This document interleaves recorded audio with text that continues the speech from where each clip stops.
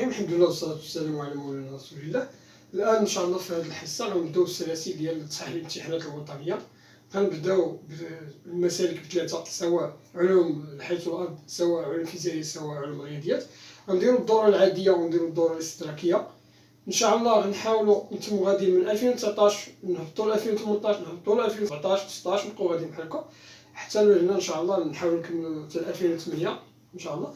دابا من هنا الامتحان الوطني اللي قريب على الابواب اللي في شهر 7 ان شاء الله، اللي غيكون 2020. غنحاولوا على الاقل ندير 21 امتحان ان شاء الله وطني، ومن هنا غنشوفوا الا بقى لنا الوقت ان شاء الله غنحاولوا نديروا امتحان ونص في اليوم الا قدينا عليه ان شاء الله بفضل الله. دابا غندوزو ان شاء الله للتصحيح ديال الامتحان 2019 الدوره العاديه مسلك العلوم الفيزيائيه. غنديروا مسلك العلوم الفيزيائيه هو الاول، غنتبعوه العاديه، غنديروا العاديه والاستدراكيه، غنتبعوه مسلك علوم الحياه والارض، وغنتبعوه مسلك علوم الرياضيات، وغنبقاو غادي يعني مره فيزيك رياضيات اس في تي، مره العكس فيزياء اس في تي وعلوم الرياضيات ان شاء الله. اذا في الامتحان في الفقره ديال الكيمياء غنحاول ان شاء الله دابا نديرو الكيمياء هو الاول، نكملوا الكيمياء غنديرو في جزء، ومن بعد نديرو الفيزياء في الجزء الثاني. فالفقره الاولى اللي كاينه هي التحليل الكهربائي. التحليل الكهربائي او كنسموه التحول القصري. اذا التحولات القصريه،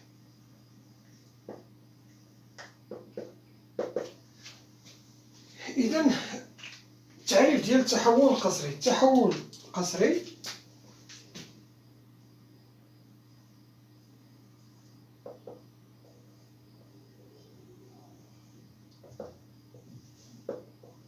ناتج عن مرور تيار كهربائي المفروض من طرف مولد للتيار مستمر. اش كيعني ليا؟ كيعني ليا انه كيوقع واحد التفاعلات. فكاين فرق بين تفاعل تلقائي وتفاعل قصري. التفاعل التلقائي هو الذي يتم بواسطه انه كيكون تلقائي، تبادل الالكترونات بين مؤكسد ومختزل كيكون تلقائيا، في حين التحول القصري فكيفرضوا المولد. فالمولد فهنا كيوقع ان المولد كيمر التيار الكهربائي في هذا المنحى والالكترونات في هذا المنحى المعاكس، اي ان المولد كيقوم بانتزاع الالكترونات من هذا الالكترود وكيرسلها الى الالكترود.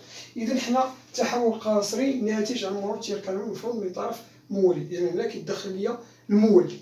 فباش كنعرفوا الانود والكاثود، فالانود فهذا موجب، هذا مولد هذا هو القطب الموجب ديالو. اذا هذا الا كان القطب الموجب هذا كيتسمى الكترود.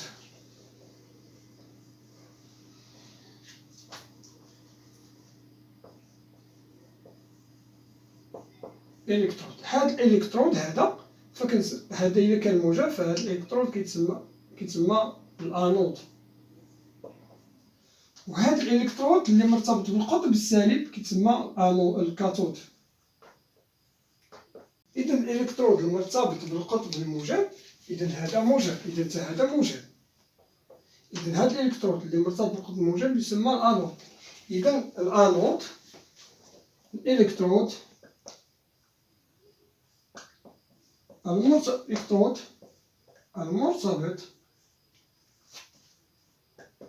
بالقطب الموجب يسمى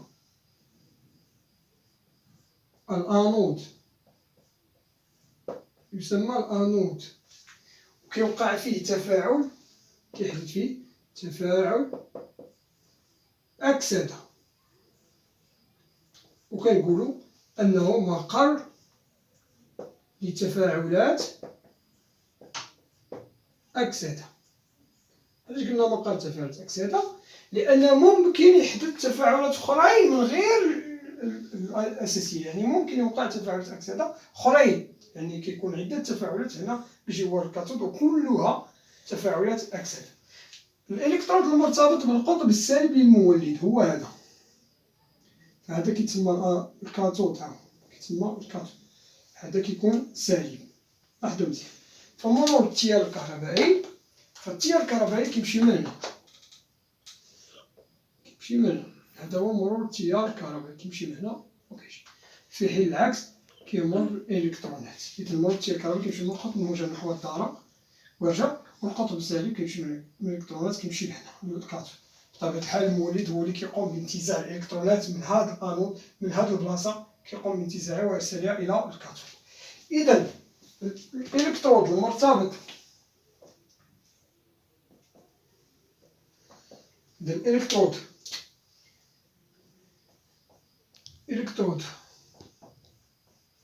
مرتبط بالقطب السالب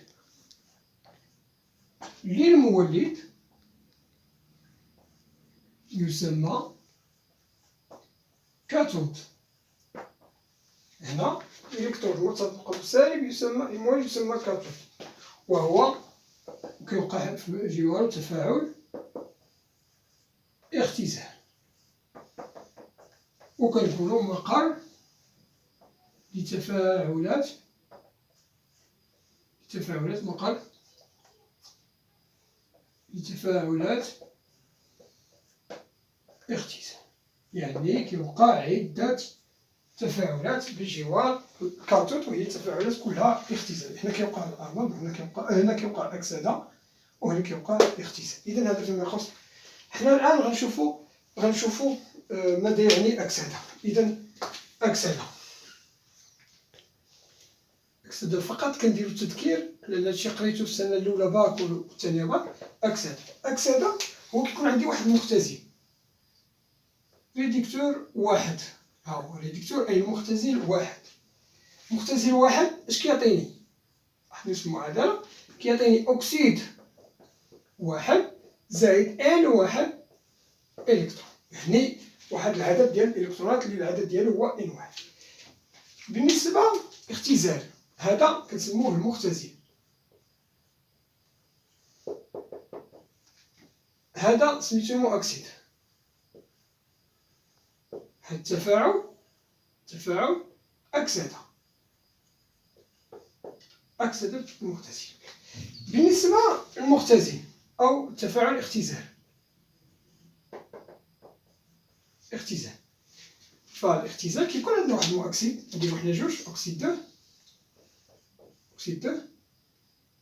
كيعطينا المختزل اثنان جوج، كنزيدو عليه واحد العدد ديال الإلكترونات ان واحد، وكيعطينا المختزل. إذا عندي تفاعل أكسدة وتفاعل اختزال. هاد التفاعل الأكسدة ديال المزدوجة الأولى غنكتبها هنا أكسيد واحد ريديكتور واحد، ديال المزدوجة الثانية أكسيد جوج ريديكتور جوج. هاهي. فملي كنبغي يكون يتفاعل ليا يعني المزدوجة واحد مع المزدوجة اثنان، خاص يتفاعل ليا المؤكسيد واحد مع ريديكتور جوج باش يعطوني أكسيد جوج مع ريديكتور واحد، ولا العكس، ولا يتفاعل ليا أكسيد جوج مع ريديكتور واحد وغيعطوني ريديكتور جوج زائد أكسيد واحد. حنا غنفترضوا أن هذا هو اللي يتفاعل ليا، يعني المؤكسيد واحد هو اللي يتفاعل. إذا المؤكسيد واحد هو اللي يتفاعل مباشرة، خاصو يتفاعل ليا مع ريديكتور. إذا هنا فكيقول لي عطيني المعادلة الحاصلة. كنجي كندير بحال هكا، هذه هي المعادلة حاصلة. اش كندير؟ كنجمع هادو، ولكن قبل ما نجمعهم دائما خاص المعادلة ما يكونوش فيها الإلكترونات، المعادلة الحاصلة ما يكونش فيها الإلكترونات. فاش غندير؟ غنجمع هاد الجوج، فغنشوف هنا ان واحد إلكترون، هنا ان جوج إلكترون، كندير المضاعف المشترك الأصغر بيناتهم. فاش كنجي ندير؟ كنضرب هنا في ان جوج، وهنا نضرب في ان واحد، وغنجمعهم. فغنجمع هاد الأجسام المتفاعلة، هاد الجهة غنجمعها بوحدها نحطها هنا، وبطبيعة الحال غنجمع هذه بجوج، ولكن هنا غيكون عندنا نشوفوا العدد الإلكترونات ونشوفوا كيفاش غيوقع. إذا هنا غندير ريديكتور واحد، بطبيعة الحال ريديكتور واحد ها هو، غنزيد عليه أكسيد جوج زائد ان جوج واحد. كيعطيني، شوفوا واش يعطيني هنا، أكسيد بعد شوية لا أحسن في المعامل، أكسيد واحد زائد ان او موان زائد ريدكتور جوج. غنجي ندير معاملات ان جوج في ريدكتور واحد، هادي ان جوج، ان واحد في أكسيد جوج، هي ان واحد، وهنا ان واحد. هنا غنضربو هنا ان جوج بطبيعة الحال، ضربنا هنا في ان جوج، ها هي. هنا غنضرب، هنا كانت عندي جوج نضرب ان واحد، ها هي، وهنا نضربوها في ان واحد. لاحظوا مزيان، هنا عندنا ان واحد ان جوج ان ناقص، و ان واحد ان جوج ان ناقص. ومفهوم التفاعل الكيميائي، الأجسام المتفاعلة تختلف عن الأجسام الناتجة. إذا هنا عندنا الإلكترونات، إذا غنقومو بالاختزال ديالها، نحيدوها، غنحيدوها. اش غيبقى لي المعادلة الحاصلة؟ غيبقى لي ريدكتور واحد زائد أكسيد جوج كيعطيني أكسيد واحد زائد ريدكتور جوج. وبطبيعة الحال المعاملات مخصناش ننساوهم، كندير هنا ان جوج، وهنا كندير ان واحد، هنا ان جوج، وهنا ان واحد، وبالتالي حصلت على المعادلة الحاصلة خلال التفاعل الكهربائي. إذا هذا في كل ما كيخص الأكسدة واختزال. هاد الأكسدة فين كتحدث؟ كتحدث بجوار، هنا هاد الأكسدة كتحدث بجوار الأنود، جوار الأنود، وهنا بجوار كاتود. إذا فين ما كان عندي كاتود راه كيوقع لي اختزال، وفين ما كيوقع تفاعل اختزال، وفين ما كان عندي الأنود كيوقع لي اختزالات تفاعلات أكسدة. إذا هذا فيما يخص واحد الملخص بسيط درتو على التحول القصري وعلى أكسدة الاختزال قبل ما نبداو بتصحيح الامتحان. إذا إن شاء الله غندوزو دابا لتصحيح الامتحان الوطني. كما قلنا غنبداو بالجزء الاول. بطبيعه الحال الجزء الاول كيتعلق بالتحليل الكهربائي، ودرنا في البدايه درنا واحد الملخص بسيط باش نعطيكم نبذه عليه، واحد التلخيص. دابا نقوم بالاجابه عن الامتحان الوطني. اذا الجزء الاول التحليل الكهربائي لمحلول مائي ليودور الزنك. اذا هنا عندنا واحد التحليل كهربائي، عندنا مولد، عندنا الكترود بي، الكترود ا، عندنا محلول مائي. هذا المحلول المائي هو يودور الزنك زد ان بلس. اذا هنا كاين عندنا زد ان دو بليس زائد جوج اي موان، هذا كاين هنا. اذا هذا هو المحلول اللي عندنا. فاش كيكون القانون المعطيات دائما بحال هنا درت هنا فرصون صفر صفر، درت جميع المعطيات اللي غنحتاجهم في التمرين باش يجيني ساهل. يعني باش يكون عندي ساهل داكشي خصني نديرهم هنا باش يجيني المعطيات ساهله، او نشد الورقه الوثيق ونكتب فيها المعطيات اللي كتعطيني. نقرا التمرين مزيان، الا ما قريتش التمرين راني غنبدا نخربق، خصني نقرا التمرين باش نعرف اشنو هو الاسئله. اذا هنا غنبدا ان شاء الله. إذا ننجز التحليل الكهربائي لمحلول مائي ليودور الزنك زد ان دو بليس بليس دو زي موان باستعمال الكترودين ا و بي. ها هما الكترودين ا و بي من الجرافيت. فنلاحظ تصاعد غاز الثنائي بجوار احد الالكترودين وتوضع فلز الزنك على مستوى الالكترود الاخر. يمثل الشكل جانبه تبيان التركيب الجانبي المستعمل لانجاز هذا التحليل الكهربائي. المعطيات عندنا مزدوجتان متداخلتان في التحليل الكهربائي هما زد ان دو بليس زد ان و اي دو اي موان. عندنا المعطيات. اذا السؤال الاول، من بين الالكترودين ا و بي حدد الالكترود الذي يلعب دور الانود. علل جوابك. اذا هنا الالكترود الذي يلعب، اذا السؤال الاول الالكترود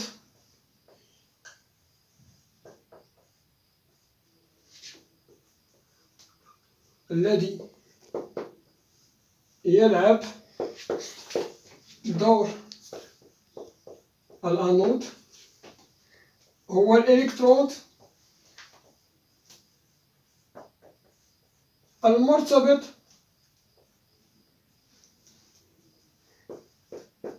بالقطب الموجب للمولد، حيث يحدث تفاعلات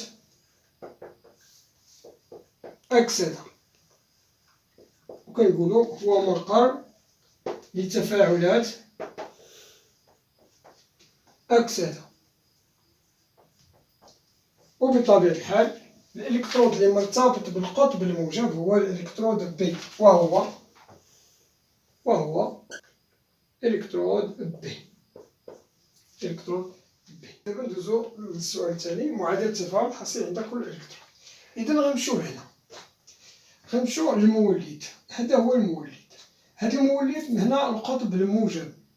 إذا هذا مباشرة هذا الإلكترون قلنا هو الأنود. ها هو هذا هو الأنود. هذا القطب السالب. إذا هذا هو الكاثود. مزيان، ها هو الكاثود. هنا غيوقع تفاعل أكسدة، وهنا تفاعل اختزال. هذا القطب اللي مرتبط مع القطب الموجب تا هو كيكون موجب، وهذا القطب اللي مرتبط مع القطب، هذا الإلكترون اللي مرتبط مع القطب السالب تا هو كيكون سالب. إذا حنا عندنا جوج موجب، عندنا إيون زد ان دو بليس وعندنا اليود، وعندنا هاد الإلكترون داير من الجرافيت ما يوقعش تفاعل. إذا حنا بغينا نعرفو شنو المعادلات اللي ممكن توقع بجوار كل إلكترون. هو عطاني في المعطيات قال لي صعود غاز، جا قال لي صعود غاز ثنائي اليود. حنا صعود غاز ثنائي اليود، فغنشوفو دابا شنو المعادلات اللي غيوقع لنا. فهو قال لي غاز ثنائي اليود صعود يعني ناتج، هذا ولا عندي ناتج. إذا إلا كان هذا ناتج فغنشوفو دابا المعادلة. فالناتج غيجي هنا، ها هو إي دو. اشنو اللي كان عندي في الأول؟ كان عندي إي موان، ها هي إي موان، إي موان. إذا إي موان عطاتني إي دو. أول حاجة خصني ندير نوازن. فإي موان عندي درة وحدة ديال اليود، هنا عندي جوج درات، إذا هنا غنضرب في جوج. ثم انحفاض الشحن، لاحظوا مزيان، هنا شحال عندنا باش شحنة سالبة؟ عندنا جوج، ولكن هنا ما عندنا والو. إذا حنا خصنا نوازنو، باش نوازنو نضربو في جوج زائد جوج إلكترونات، يعني غنزيدو جوج شحن سالبة. دابا الآن ولات عندي المعادلة متوازنة. اش من التفاعل هذا؟ هذا اللي حدا الإلكترونات اش كيتسمى؟ هذا كيتسمى المؤكسيد. وهذا اللي ما حداش الإلكترونات، اللي عطانا الإلكترونات، كيتسمى المختزل. إذا هذا التفاعل شنو هو؟ تفاعل أكسدة. إذا حنا اش قلنا قبيله؟ قلنا الإلكترود بي اللي هو الأنود غيوقع ليه تفاعل أكسدة. إذا غيوقع ليه هذا التفاعل. إذا غنمشيو نكتبو هنا الإلكترود بي بين قوسين هو الأنود، اش غيوقع ليه؟ تفاعل أكسدة أو أكسدة إيون اليود. إذا إي موان أكو غتعطيني إي دو زائد جوج إلكترون. إذا هادي زائد جوج إلكترونات. لاحظوا مزيان، الكمية اللي غتفاعل ديال إي موان هي الكمية اللي غتكون ديال الإلكترونات، كينجيو نفس المعامل. عقلوا هادي مزيان. إذا هذا بجوار الإلكترود بي. بجوار الإلكترود نشوفو النقطة الثانية. عندي قال لي، لاحظوا مزيان، قال لي واحد الإلكترون توضع فلز الزنك. إذا هنا توضع فلز الزنك. إذا الإلكترود الثاني اللي بطبيعة الحال غيكون هو الكاثود، توضع فلز الزنك.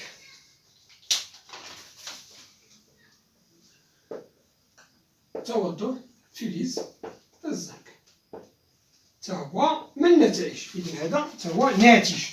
توضع يعني ناتج، توضع فلز الزنك ناتج.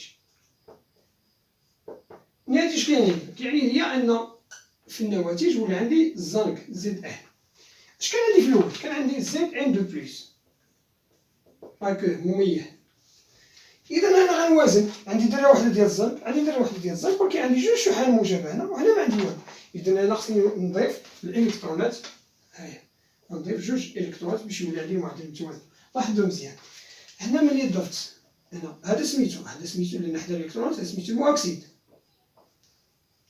وهذا المختزل. إذا اش من تفاعل هذا؟ مختزل. اش من تفاعل؟ تفاعل اختزال. اختزال إيونات الزنك. فين غيوقع؟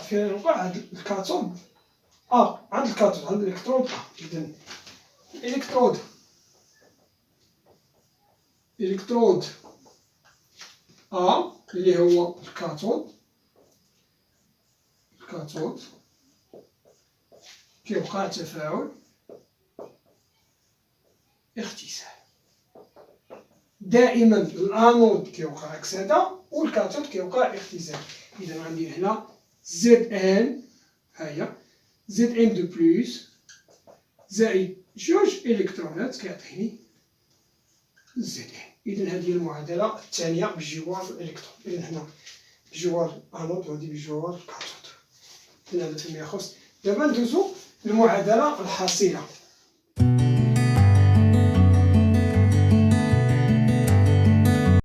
إذا دابا ندوزو كما قلنا المعادلة الحاصلة خلال التحليل الكهربائي.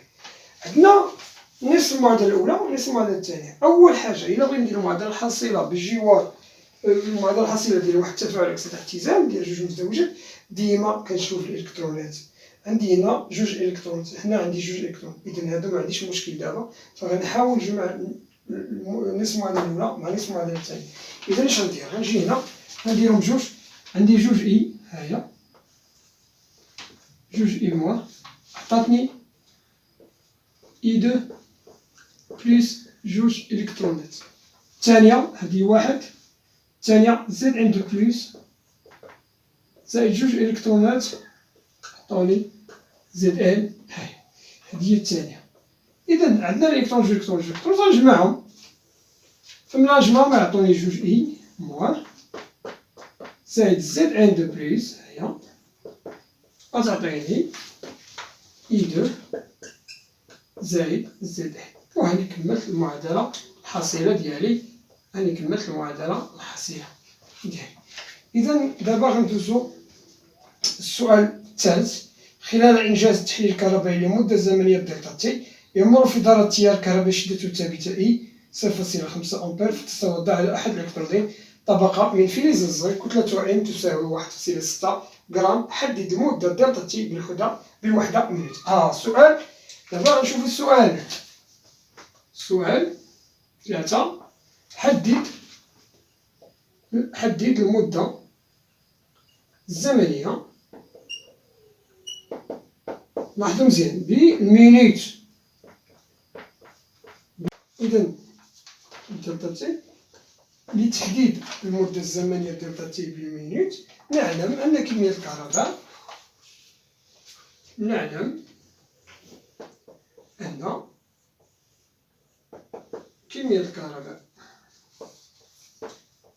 Q. ماشي هي العلاقة بين كمية الكهرباء والدلتا، عندنا واحد العلاقة. هذه كمية الكهرباء أنها كتساوي ليا كي كتساوي ليا إي في الدلتا تي، وكتساوي كذلك كمية الإلكترونات في اف في ثابتة بارابيل. إذا هذه هي العلاقة اللي يمكن لينا نخرجو منها دلتا تي. حنا غنشوفو من العلاقة كي ما عندناش إي، عندنا ولكن دلتا تي هي كنقلبو عليها، ها هي هذه القلبة. حنا ما عندناش ان او، عندنا اف ولكن ما عندناش ان او. اذا حنا غنبقاو نديرو هذا دلتا تي تساوي اش كتساوي دلتا تي؟ كتساوي ان او في اف على اي. اذا دابا هنا العلاقه كاينه دلتا تي تساوي ان او اف على اي. دابا غنبغيو نحدو بطبيعه الحال نحدو العلاقه اللي كاينه بين اكس و ان او، وغنجبدوها من خلال الجدول الوصفي. اذا لتحديد اكس أو لتحديد كمية لنحدد كمية الإلكترونات إن خلال المدة دلتا تي يمكن استعانة بالجدول الوصفي. إذا بطبيعة الحال هنا غنشوفو العلاقة اللي كاينة بين إكس وبين دلتا تي. إذا هنا نشوفو العلاقة اللي كاينة وغنرسمو الجدول الوصفي الآن.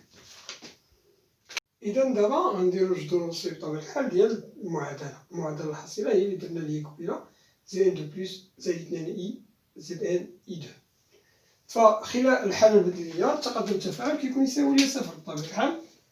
في الوسطية غنديرو هنا إكس وهنا غنديرو إكس فينال ولا إكس ماكس بطبيعة الحال. حنا الحالة ديالنا حنا اللي كيهمنا هو خلال المدة دلتا تي. ففي الأول في للتحليل الكهربائي كان عندي في بداية التفاعل كانت عندي واحد الكمية ديال زد ان دوبليس هي اللي كانت في المحلول اكو بطبيعة الحال اكو، وهنا زد جسم صلب وهذا غاز. إذا هنا كانت عندي ان واحد ديال زد ان دوبليس كانت عندي هادي. هنا كان عندي ان جوج، هنا الكمية البدئية ديال اي موان. هنا ما كان حتى حاجة، ما كانش عندي الزنك وما كانش عندي اي دو. إذا كمية الإلكترونات اللي تكونت باقي ما وقع والو، اللي تبادلات ما كاين والو، صفر. خلال التفاعل أو الحالة الوسيطية هنا غنديرو ان واحد ناقص إكس، هنا ان جوج ناقص دوز إكس على حساب المعامل اللي عندي هنا. هنا ولا عندي إكس وهنا تكون ليا إكس. بطبيعة الحال الكمية ديال الإلكترونات كيما قلت لكم قبيلة هو الكمية ديال إي موان اللي تفاعلات جوج إكس، هنا كذلك جوج إكس. هنا عندنا إن واحد ناقص إكس فينال، هنا اثنان إن ناقص اثنان إكس فينال، هنا إكس فينال وهنا إكس فينال، وبطبيعة الحال هنا جوج إكس فينال. إذا هنا هاني درت الجدول الوصفي خلال الحالة البدئية خلال الوسطية والنهاية. اللي كيهمني هو ان او و اثنان اكس اف. والعلاقة السابقة لقينا لدينا دلتا تي تساوي ان او في اف على اي. إذا هذه هي العلاقة اللي عندي على شدة التيار الكهربائي. هاهي دابا غنعوض ولدينا من خلال الجدول الوصفي خلال الجدول الوصفي ان ديال ان موان كتساوي ليا جوج اكس. هاهي مزيان جوج اكس. نمشيو نشوفو الزنك، لاحظوا مزيان زد ان اش كتساوي؟ كتساوي اكس. زد ان كتساوي اكس، اذا هنا كذلك كتساوي ليا جوج ان ديال زد ان. هاهي اذا العلاقة اللي ولات عندي اللي كتهمني انا ديال الالكترونات كيساوي ليا جوج ان ديال زد ان تساوي هي جوج ام ديال زد ان على ان كبيرة ديال زد ان. إذا نلاحظ خلال المدة دلتا تي تتكون واحد الكمية ديال زد ان، كمية ان ديال زد ان. إذا غنجي نعوضها في هذه العلاقة. لدينا دلتا تي قلنا كتساوي ليا ان او في اف على اي. إذا إلا عوضت ان او بهذه القيمة ديالها غتولي ليا دلتا تي كتساوي جوج ام ديال زد ان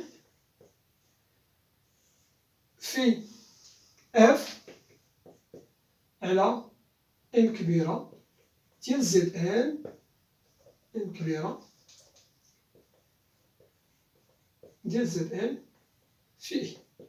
تطبيق هادي دلتا تي، هاهي عندنا دلتا تي تساوي جوج، هاهي جوج ام تكونت ليا 1.6 غرام، 1.6 غرام في اف 96500 كولومب مول موان زان، هاهي مول موان زان على ام ديال الزنك هي 65.4 غرام على المول، هاهي مزيان، و اي كتساوي ليا هي 0.5 أمبير شدة التيار.